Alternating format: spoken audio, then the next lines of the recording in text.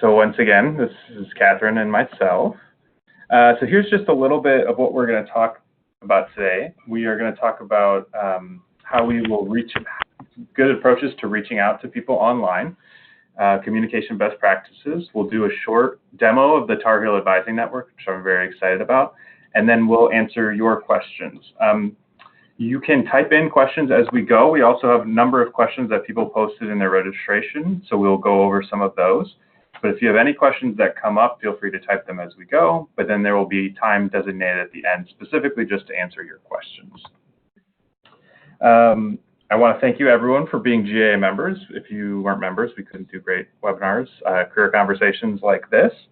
And without further ado, I'm very excited to pass it over to Catherine Tuttle.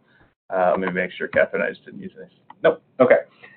Catherine is a career consultant with the GAA. Over the past 10 years, Catherine has worked one-on-one with MBAs, recent grads, mid-career professionals, and executives. She has extensive experience working with resumes, cover letters, and coaching, and is the owner of Forward Thinking Resumes. We're excited to have Catherine working with us.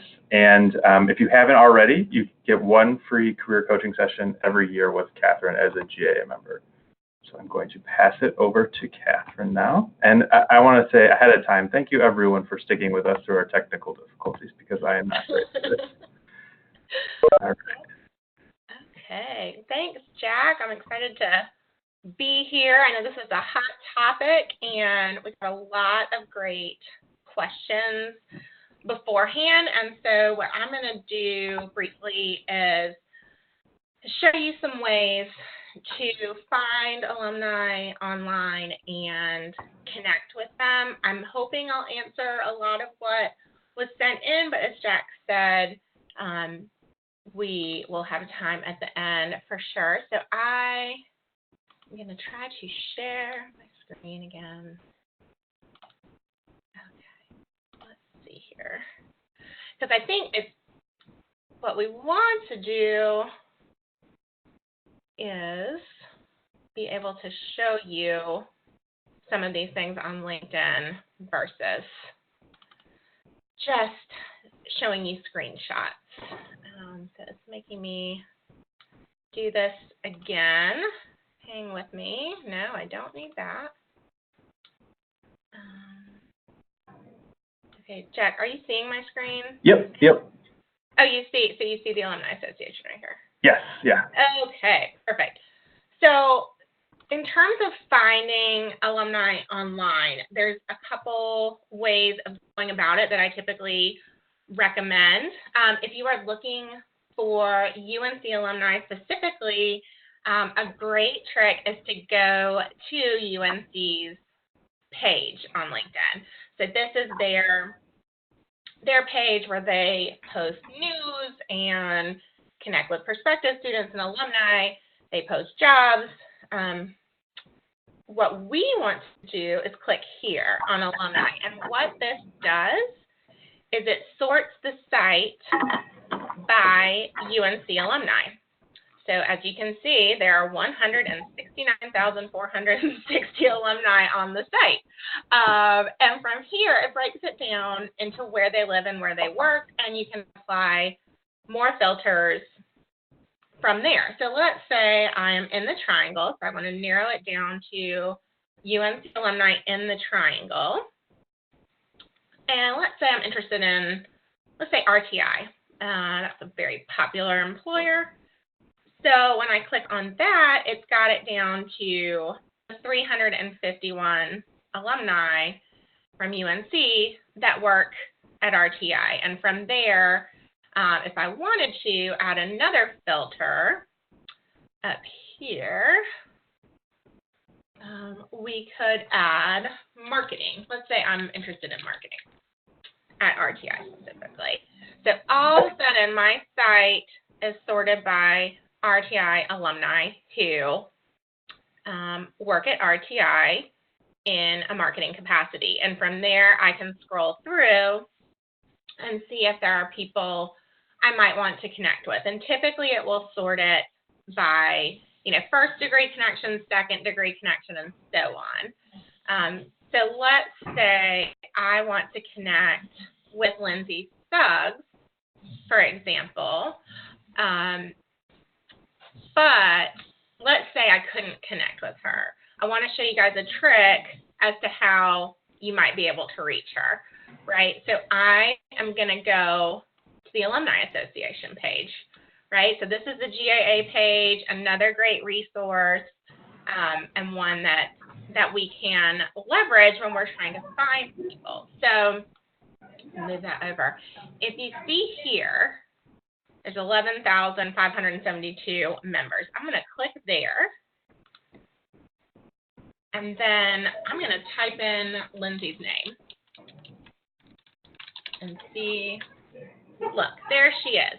Now, as a member of the GAA group, and she's a member of the group, I can send her a message, right? So even if I didn't have the option outside of that, let's say we were third or fourth degree connections, if we are both members of the same group and I can find her in that group, then I can send her a message, right? So I could just write a note and say, hey, Lindsay, I'm a fellow Tar Heel. I'd love to connect. Whatever the case may be, we will actually go into what to put in those messages in just a bit. But it's important to know that when you are part of a group, you have access to message all of these people.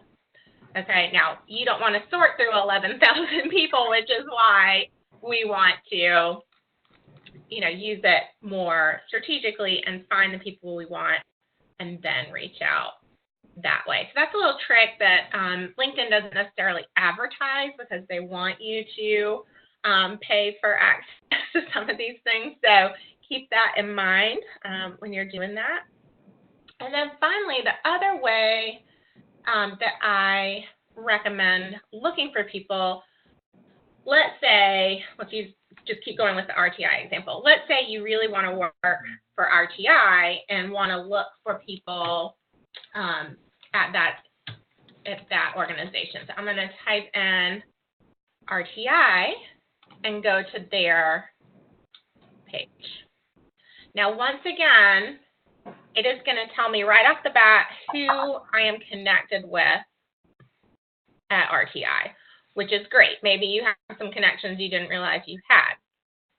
But I can also click on this See All Employees link. And when I go to Filters,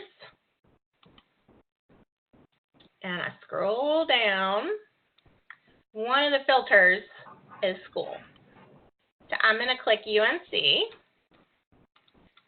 and I believe this little box is hiding it, and I'm going to apply. And now it's everyone at RTI that works, that has a connection to UNC. Does that make sense? So what we're going to do here is, obviously, if they're second degree connections, we can connect with them. Further out, you may need to, again, go to the GAA or another group that you have in common. But these are kind of the three ways that I recommend looking for people. The best place to start is, the UNC page and click on Alumni, because, again, that is a fancy trick that tends to help out quite a bit. And I want to share one other thing with you.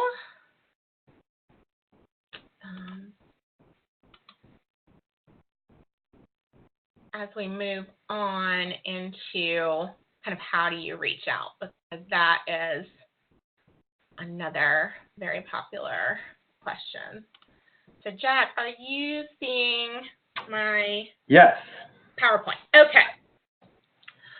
So important things here when you are reaching out, because that was also a question. How do I reach out to these people who I'm connected with through my alma mater but do not know, right? So the first thing I want you to keep in mind is never send that generic request. When you click on connect with somebody, it should give you the option to say, you will get a better response if you write a personal message. Would you like to write a personal message?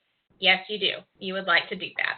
And what you want to do is focus on information and advice, right? So if you come at somebody that you do not know about a specific position, that can rub people the wrong way.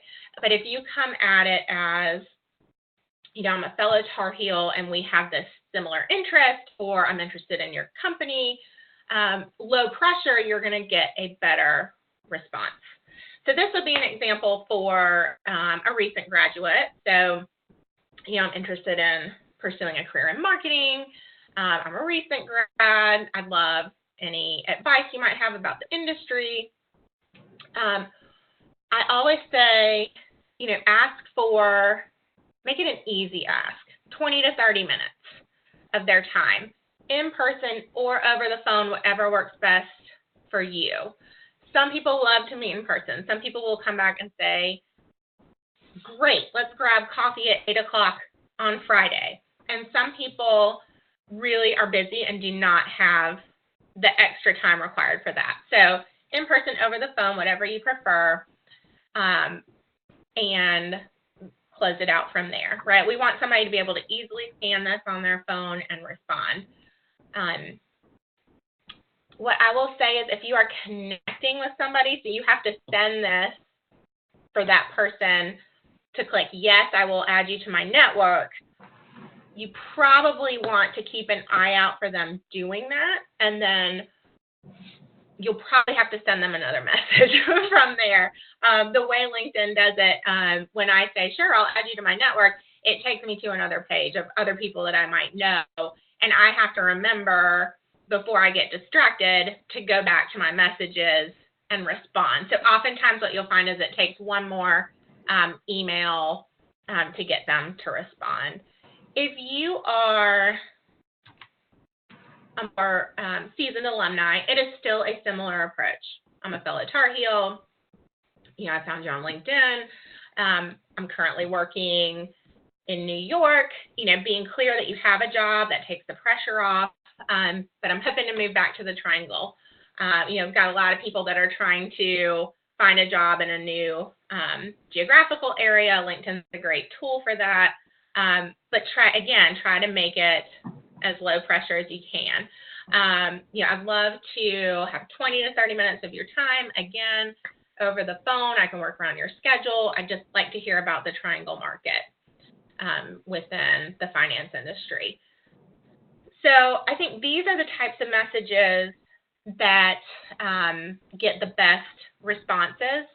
We are telling them how we're connected and where we found them, and then we're asking for information or advice. I wanted to let you guys know to be careful when you're doing this on your phone. So this is a screenshot from my phone. I was playing around with it yesterday. This is obviously someone that I know, but who is, we were not connected on LinkedIn. Now, when I hit that button, connect, it sent her a generic message. So it sent her, I would like to add you to my network, which again is not what we want to do. So I am all for you doing some digging and research on your phone, but I would really suggest that when you go to actually send a message, I would do that from your computer so that you make sure you get that option to write a personal note. And then finally, we got a lot of questions around how do I connect with somebody that I do not know? Like, how do I build a genuine connection? I think for a lot of people, this process of networking or setting up these, informational interviews, it's really nerve-wracking. And there's this idea that, oh my gosh, I'm gonna have to go talk to people, right? I'm gonna have to get on the phone and talk for 30 minutes. The key to building a connection is not talking. It's listening. So what I want to tell you guys, for those that are a little bit nervous about this, is that you really shouldn't be doing a lot of talking if you're doing this well, right? People like to talk about themselves. They like to feel like they are being a resource to other people. And so you want to go in and show a genuine interest in that person and their background. You want to ask good questions, and you want to, respect that person's time. Coming in, having, being ready for that conversation, having done your research, you are able to be clear and concise. You're able to ask good questions, and you're building an authentic connection with that person. So, oftentimes people are asking me, well, what do I ask on that call? So here are some ideas. I'm not sure if this little box is blocking on your end or not. So starting out, I'd love to hear about your background and how you got into marketing. Again, doing your research. I noticed you just recently joined RTI. What drew you there? How would you describe the culture? These types of things. So again, nothing they have to prepare for, nothing that is, too over the top. I like showing that you've done your research on the company. I've been doing some research on Cisco. It seems you have, a really strong community involvement push going on. Have you taken part in anything recently? And then you can get to things like, what do you feel like are important skills for someone who's entering this field, or what are the trends that you're seeing? But starting out with a genuine interest in that person. And getting to that listening piece again, you really need to be careful to listen and observe, if you're with that person, kind of what their demeanor is and what their mood is that day. So when you start out with a simple question like, how's your day going so far? If that person is all business and says, it's fine, how is yours? You say, well, it's going fine. Thanks so much for asking. I'd love to hear more about how you started at the organization. If they start going, on and on about their dog and their dog getting sick and they had a crazy morning because they had to run to the vet and all these things, then certainly you can be a little bit more chatty. Oh my gosh, I have a dog. I hate it when they're sick. It makes me feel so bad. Is your dog okay? That kind of thing. So it's really important to read the person you're talking to and respond similarly. That will help build rapport as well. And the last thing, if I can get this to move, the last question I always suggest that you ask, is there anyone else you think I should talk to, or any resources that I should be leveraging, like networking groups or conferences or trade magazines, websites? I like this question for a couple reasons. The first is that hopefully they'll connect you to somebody in their network. So you're getting beyond that UNC connection, beyond the first degree, second degree connection. The second reason I like it is because it gives you a reason to follow up. So that's something people often ask me as well. How do I keep in touch with these people? If you ask for recommendations and advice, that gives you a great reason to follow up. John, thank you so much. I was able to meet with Anna last week, and it was such a great conversation. I so appreciate the connection. If there's anything I can do for you in the future, please let me know. Or, gosh, I went and really delved into this website and learned XYZ. Thank you so much, right? So it gives you a reason to loop back with that person outside of seeing a posting within the organization. Because what we want to do is build rapport so that that person wants to be proactive about advocating for you. So that is the end of my content. I'm hoping that I answered the questions that you all sent along. And if you want, I'm going to send it back to Jack, but if you want me to go back through things later, I can pull my screen back up and go through any more tips or tricks that you might wonder about. Awesome. Thank you, Catherine. So we are going to talk really briefly about the new Tar Heel Advising Network now. So as some of you may know, we have something currently called the Alumni Advising Network, And we're really revamping that platform, and we're going with a whole new company that typically hosts alumni networking platforms like this. They're called People Grow. And we're really excited about this Tar Heel Advising Network and to get you all in and using it. It will be an online networking platform to connect alumni for mentorship and career advice. It's going to be easy for you to find alumni who are relevant to your field.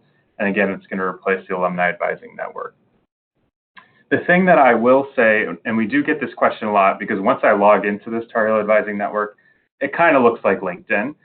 And the question we get a lot is, well, how is this different than LinkedIn? I don't need to know LinkedIn.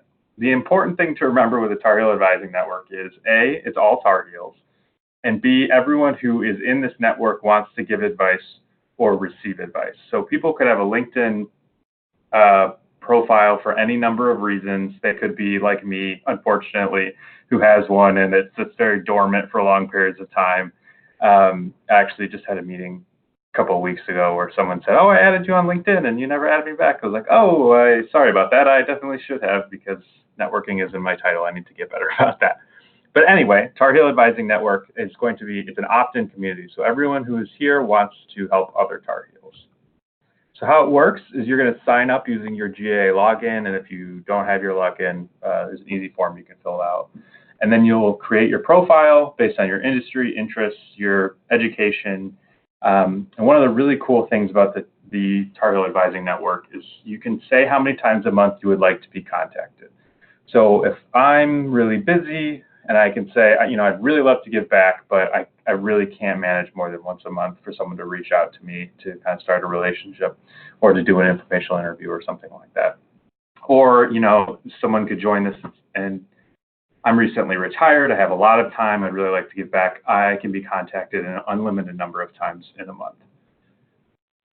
And then after that, it is just another great online networking platform. You can explore the community, engage in discussion posts, and we have all of our GAA resources available on the platform as well. So we're going to get right into this. I'm realizing I don't have my video up, which I am being a hypocrite because I made Catherine do it. So this is the Tar Heel Advising Network. This is my profile. So this is going to be your home page, your front page. You got a nice little welcome to the Tar Heel Advising Network, a lovely picture of the bell tower, which will hopefully be blue on Saturday. We have dashboard. You can see your calendar sync, your inbox messages, your profile, and then it has some people recommended for me. And then some new and recent posts and some of our resources.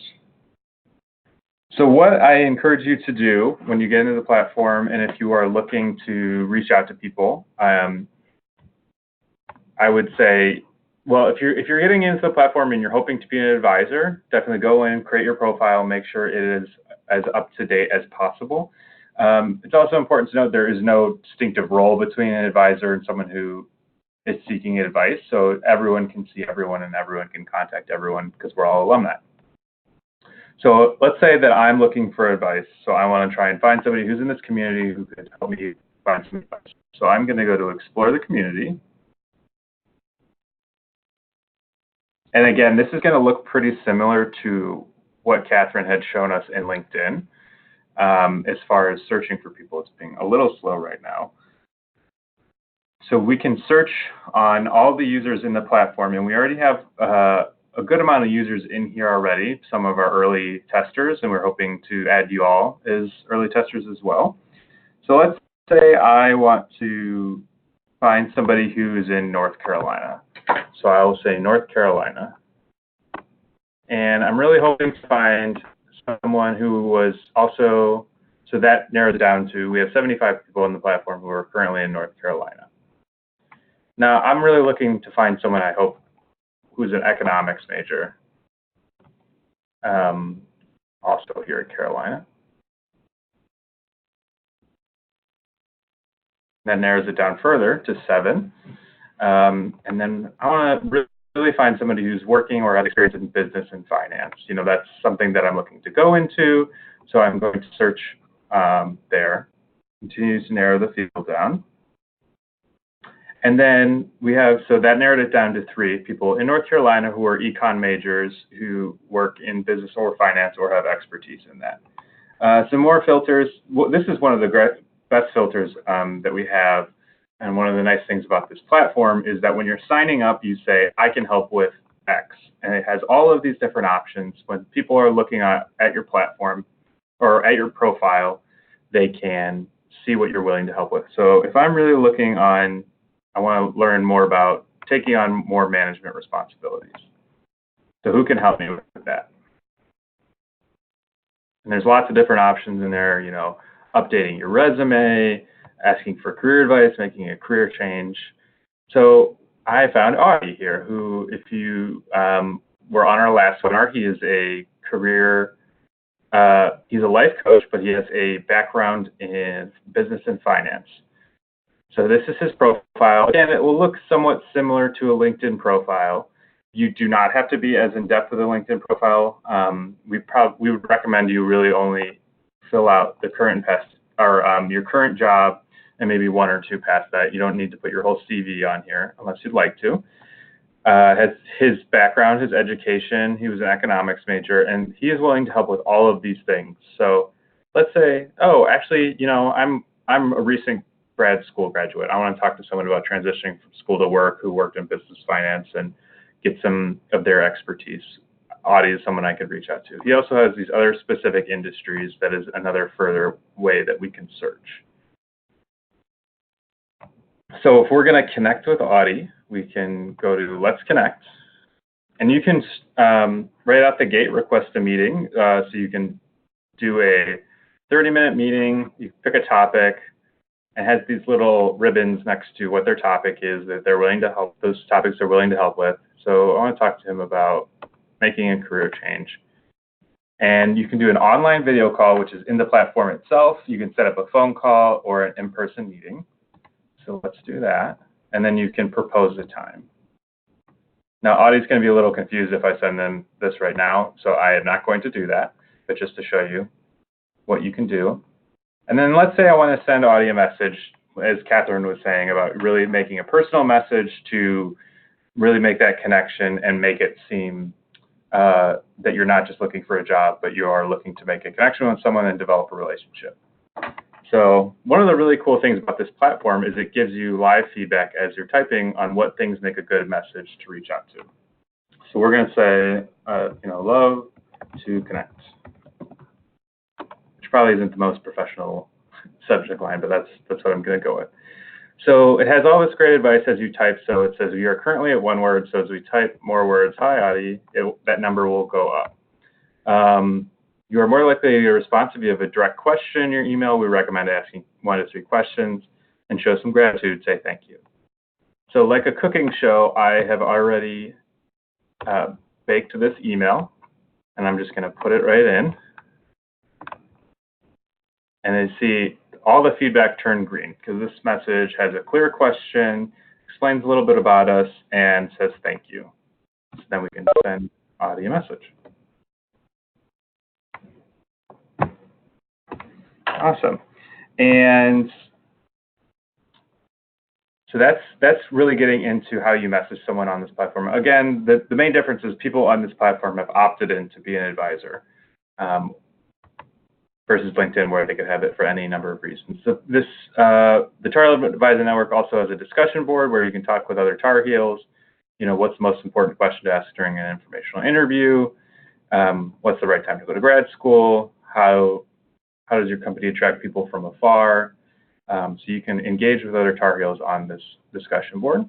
And another great thing is that we have all of our career resources in one place. If you want to just find them while you're here, they link out to the website. So we have our career resource articles that Catherine wrote, you know, resume tips, cover letter tips, networking efficiently, LinkedIn best practices. You can also find all of our past webinars, recorded webinars are linked in here, and they'll just shoot right over to the YouTube page for them. And then more information about career coaching, if you'd like to sign up for career coaching, and then our frequently asked questions. So that, in a nutshell, is the Tar Heel Advising Network. Go back over to my PowerPoints.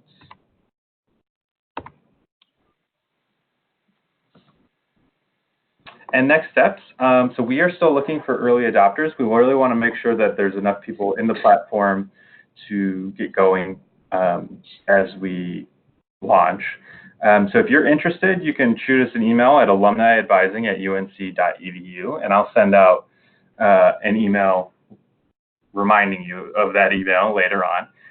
We are also integrating a jobs board into this platform, which will be coming later this year, and then we are hoping to have students come later this year as well to have them be able to reach out to alumni who are willing to help out. And Jack, I know you said that you are we're getting early adopters, but Yeah. how many people are already in it? It's a substantial number. Yeah, we have about 250 who are already in, which is awesome. So there's definitely, if you're looking to get advice, there's also, there's already a solid base of people who are. Yes. Yeah. So we'd love to have you guys come in and be early adopters, but there are already people in there for you to connect with once you're in and can search. Yeah. And I also like, Jack, the fact that you can list activities that you were involved in on campus. Yeah. Because that helps you find, maybe a common connection outside of just career interests. And that, again, when we get to building rapport and a genuine connection, it's always nice to have some things up front that you can ask about and maybe bond over. Yeah, absolutely.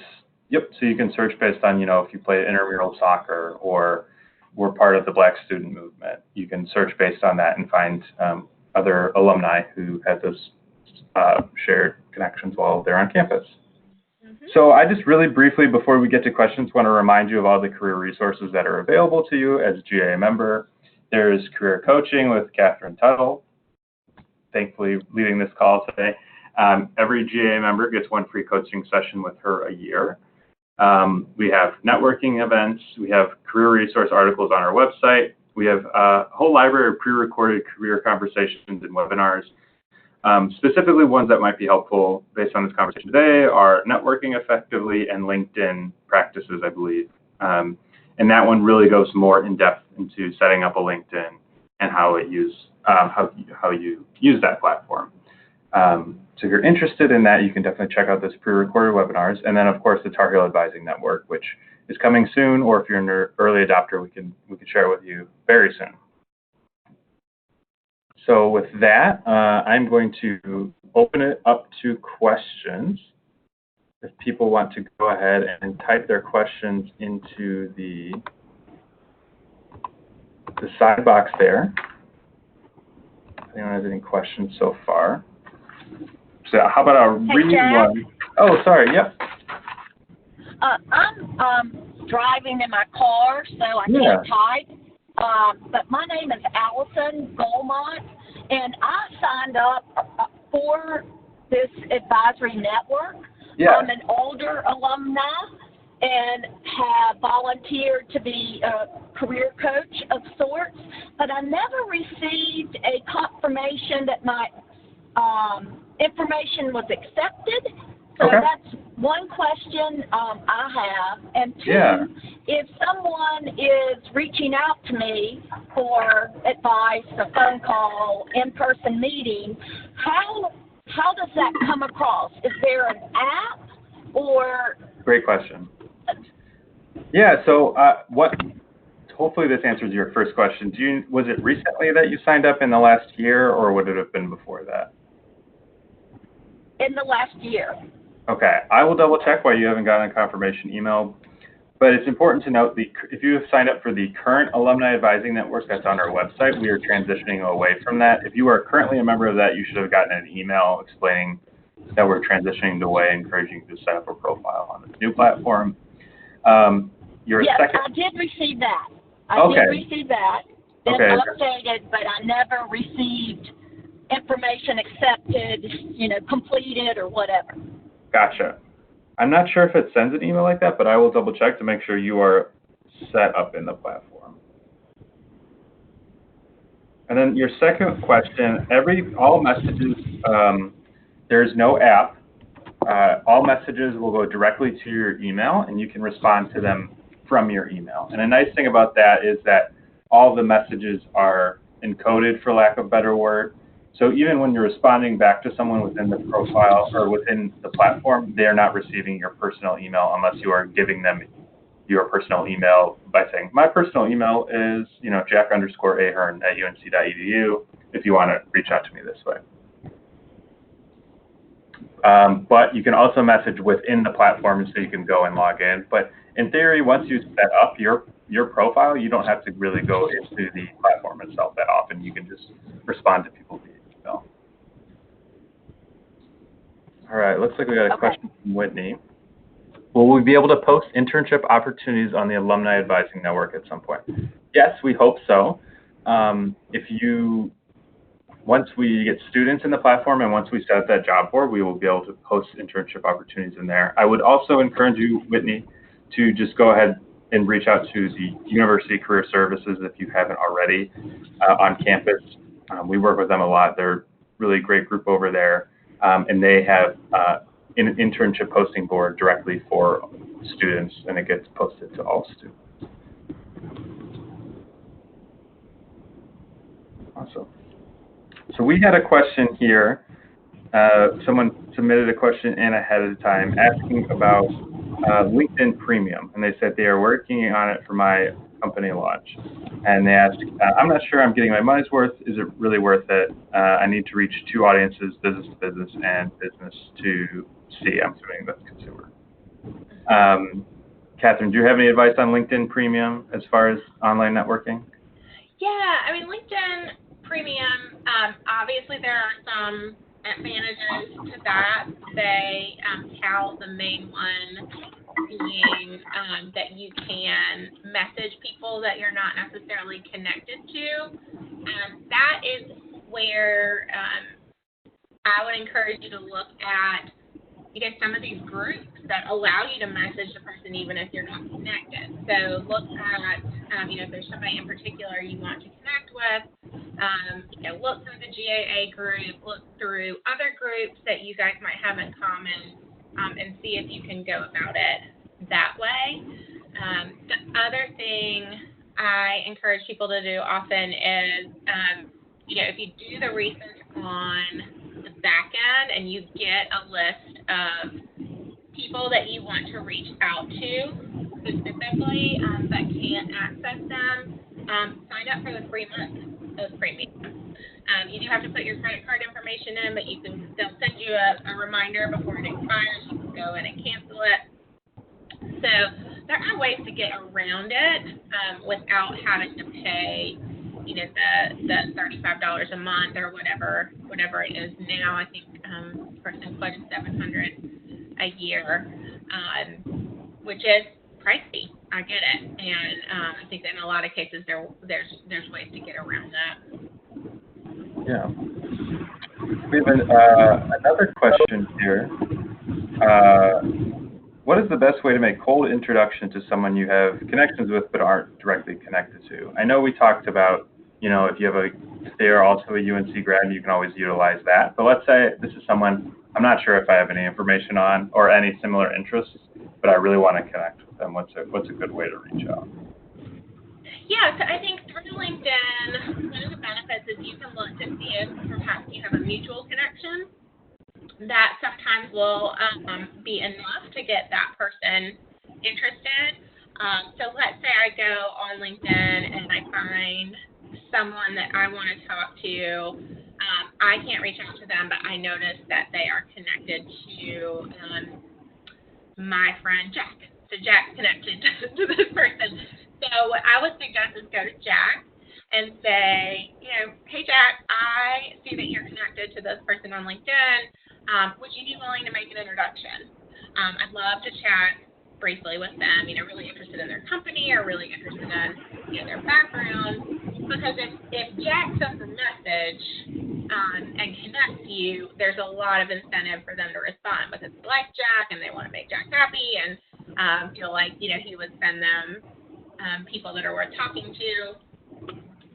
If Jack is too busy and he's like, Catherine, I don't know, I don't, really know if I can get to that, or I'll do it when I can, then you could just see if Jack could give you that person's email.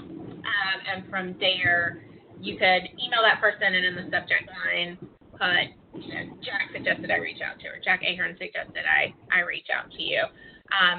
So again, leveraging that intermediary to hopefully find common ground outside of just the person. Otherwise, really, it's just focusing on an interest in their company or their background. I see that you have been, recently moved over to Lenovo, and I've been really interested in the products they've been putting out lately. I'd love to, again, be clear that you're not asking for a lot, 20 to 30 minutes of your time to learn more about what you're doing there. So I think oftentimes we feel like we're asking a lot of somebody, or we're being a burden to somebody because, we don't have an immediate connection.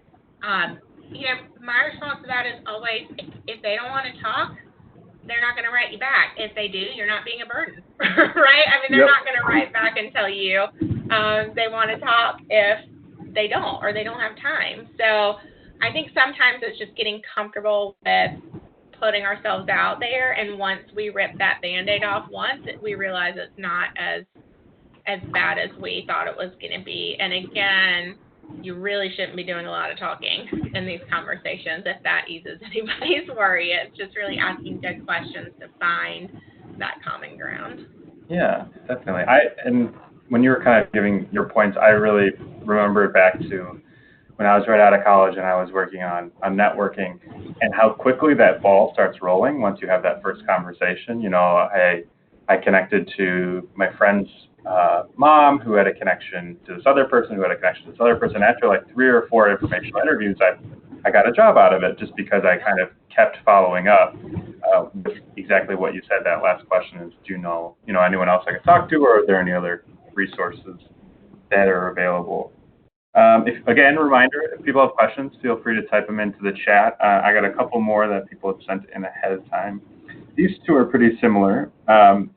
When we asked, what do you hope to learn about networking online? Someone responded, everything. I'm old school. I don't have any online social media. And then another question is what types of digital networking is trending and how to best utilize them? Yeah, I mean, from an online networking standpoint, if you're going to invest time in one platform, I would say LinkedIn. It's still a key place to go. It's where the majority of people are putting their professional information, and there's a lot of companies on there, lots of recruiters on there. So, I mean, if you are wary of jumping into social media, I would say, just LinkedIn. I do see some networking and professional connections being made over Twitter. A lot of companies are using that site to kind of, engage with potential employees. I would say that's probably more geared towards millennials. But again, if you're gonna invest time in one platform, I would say LinkedIn. And as Jack said, if you're really not sure how to get started, that webinar that we did that's on the GAA site walks you through, what needs to be in your profile and how do you maximize visibility on your profile. Awesome. And another avenue that people could go is, I get emails a lot of times, as I'm sure you have people come talk to you that say, I'm a UNC grad, but I just moved to Miami, and I don't know anyone in Miami, and I'd really like to get started. A good way to, at least just to find other Tar Heels and then kind of grow your network from there, is to check in if there's a Carolina club in that area. So then it's a little bit more of a social, network you're creating, but then you can always leverage that into a professional relationship as well. Or, ask people, if there's a company you're interested in working for, I'm interested in this company. Are there, any other connections that you might have? Do you know anyone who works there? All that. So definitely, and all of our Carolina clubs have pretty active pages. So that'd be a good place to look. Yeah. And you guys have some great clubs in areas outside the Triangle too. Yeah. So even, proactively reaching out to those people. I think, when you are looking to move to DC or Miami or wherever the case may be, where there aren't, you're not bumping into a Tar Heel every other day. People tend to be excited about getting more alums at their company or in their geographical area. Absolutely. Well, I don't want to keep anyone. I'll just do one last call for questions while I'm wrapping up here, but want to again say thank you so much for everyone who joined us today. This webinar will be recorded, so we will send that out. If you missed anything or you were late to joining, we will send out a link. I will also send out a link tomorrow with just some more information about the Tar Heel Advising Network, if you'd like to be an early adopter and how you can get signed up there, and some links to a couple of the webinars that we have referenced. Also want to finally say thank you again to Catherine for making the time. And if you haven't already, definitely encourage you to book a career appointment with Catherine. It can be really, really resourceful and insightful. You call yourself a career therapist, is that right? Yeah. At times, yes. I can be a coach, I can be a therapist, I can be whatever you need at the moment. So if you just need to go to an event, Catherine's a good person and she can help you as well. Awesome. Yes. Well, with that, we'll sign off, but thanks again, and everyone have a great rest of your Thursday. Yeah. Thanks so much.